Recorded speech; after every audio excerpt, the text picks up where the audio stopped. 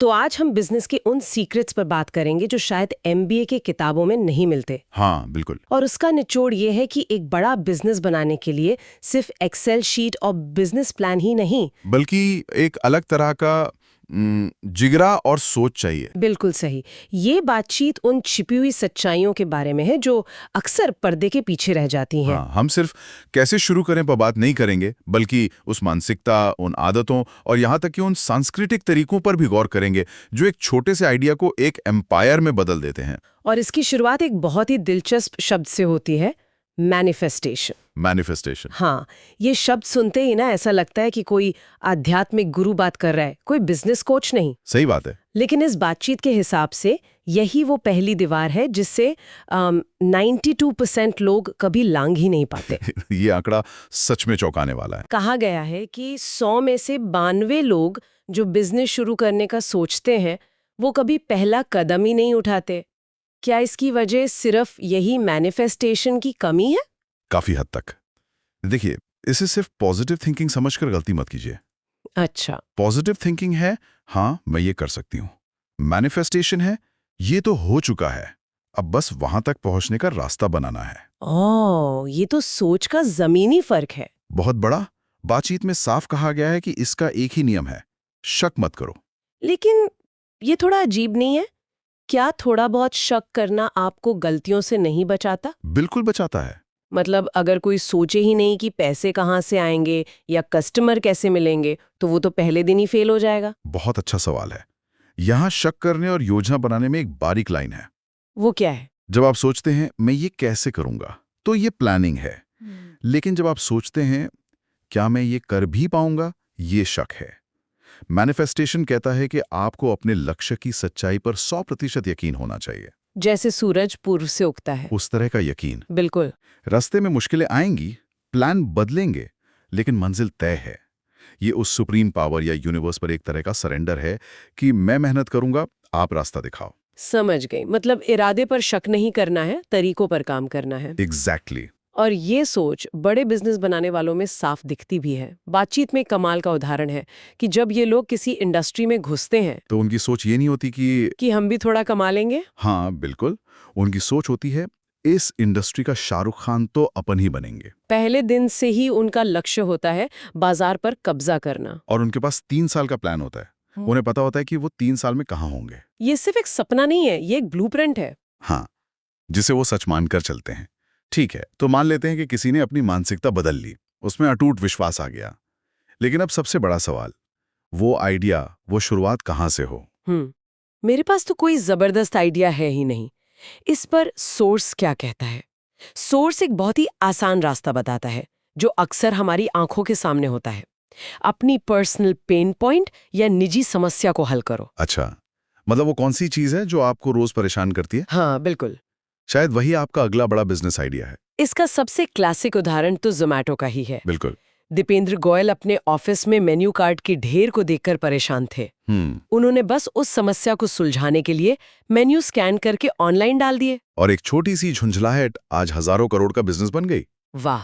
या फिर एक और तरीका है, वो बिजनेस करो जिसके आप सबसे बड़े ग्राहक हो। जैसे अगर मुझे कॉफी बहुत पसंद है तो मैं कॉफी शॉप खोल लूं। हाँ, क्योंकि तब आप एक ग्राहक की तरह जानते हो कि एक अच्छी कॉफी में क्या होना चाहिए और सर्विस कैसी होनी चाहिए। आप अपने पहले और सबसे ईमानदार क्रिटिक होते हैं। चलिए, आइडिया भी मिल गया। अब आता है सबसे मुश्किल सवाल, पैसा। हाँ, ये सबसे बड़ा सवाल है। अगर किसी के पास बिल्कुल भी जमा पूंजी नहीं है तो क्या खेल वहीं खत्म हो जाता है? नहीं, बातचीत में इसका भी हल दिया गया है। अगर पैसा नहीं है तो सर्विस बिजनेस से शुरू करो। सर्विस बिजनेस जैसे किसी कंपनी के लिए एआई वर्कफ्लो बनाना या पुरानी कंपनियों को टेक्नोलॉजी से अपग्रेड करने में मदद करना। इसमें आपकी पूंजी, आपका दिमाग और आपका समय है, पैसा नहीं। अच्छा, तो एक बार सर्विस बिजनेस से पैसा आने लगे तो उस पैसे को आप अब गुड्स वाले बिजनेस में लगा सकते हैं जहां इन्वेंट्री और सामान का खर्चा होता है। और शुरुआती ग्राहक वो कहाँ से आएंगे? आपके दोस्त, आपके परिवार वाले, आपकी जान पहचान के लोग। शुरू में वही आपके पहले 10-15 ग्राहक होते हैं। और उन्हीं से आपको सबसे सच्चा फीडबैक मिलता है। बिल्कुल।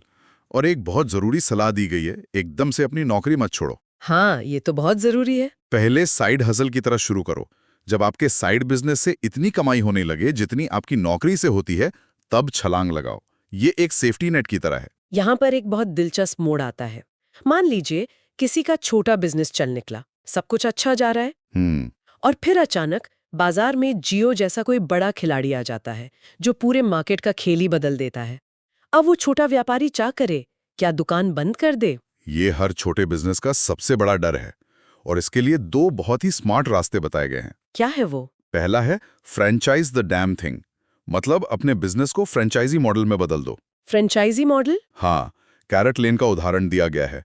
उनके स्टोर्स में चोरी की बहुत समस्या थी, तो उन्होंने इसका हल निकाला, स्टोर मैनेजर को ही फ्रेंचाइजी का मालिक बना दिया। अच्छा, इससे क्या हुआ? इससे मानसिकता बदल गई।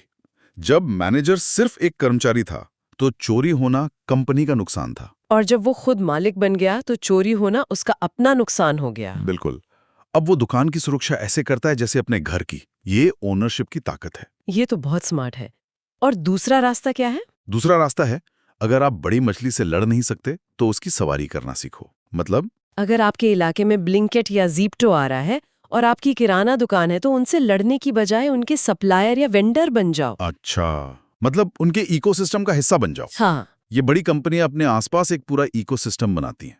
आप उस इकोसिस्टम का हिस्सा बनकर भी बहुत पैसा कमा सकते हैं। और एक और जरूरी बात जो भारतीय बाजार के बारे में कही गई है वो ये कि भारत एक प्राइस सेंसिटिव मार्केट है। बहुत ज्यादा। यहाँ पर एक बेहतरीन प्रोडक्ट को महंगे दाम पर बेचने से कहीं बेहतर है कि एक ठीक ठाक प्रोडक्ट को बहुत कम दाम पर बेचा जाए। वॉल्यूम का खेल है। हाँ, इसे इकोनॉमीज ऑफ स्केल कहते हैं। ये बिल्कुल वैसा है जैसे आप एक टी शर्ट प्रिंट कराएं तो 500 रुपए की पड़ेगी, लेकिन 1000 टी शर्ट्स एक साथ प्रिंट कराएंगे तो हर टी शर्ट शायद 150 रुपए की पड़े। मतलब जितना ज्यादा बनाओगे या बेचोगे प्रति यूनिट लागत उतनी ही कम होती जाएगी। बिल्कुल। जियो ने यही किया, इतने ग्राहक बना लिए कि हर ग्राहक पर उनकी लागत बहुत कम हो गई। ये सारी बातें बिजनेस की स्ट्रैटेजी से जुड़ी हैं, लेकिन इस चर्चा का एक हिस्सा ऐसा है जो किसी भी बिजनेस स्कूल में नहीं पढ़ाया जाता। हाँ, और वो बहुत दिलचस्प है। वो है मारवाड़ी या बनिया कम्युनिटी की कारोबारी समझ। उन्हें सिर्फ पैसा कमाना नहीं बल्कि पैसे को संभालना और बढ़ाना आता है। बिल्कुल। यहाँ एक बहुत खूबसूरत कॉन्सेप्ट का जिक्र है, invisible balance sheet. Invisible balance sheet, ये क्या है?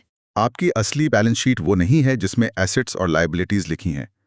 आपकी असली बैलेंस शीट है आपका भरोसा, आपकी प्रतिष्ठा और आपके रिश्ते। ये वो चीजें हैं जो मुश्किल समय में आपको बचाती हैं।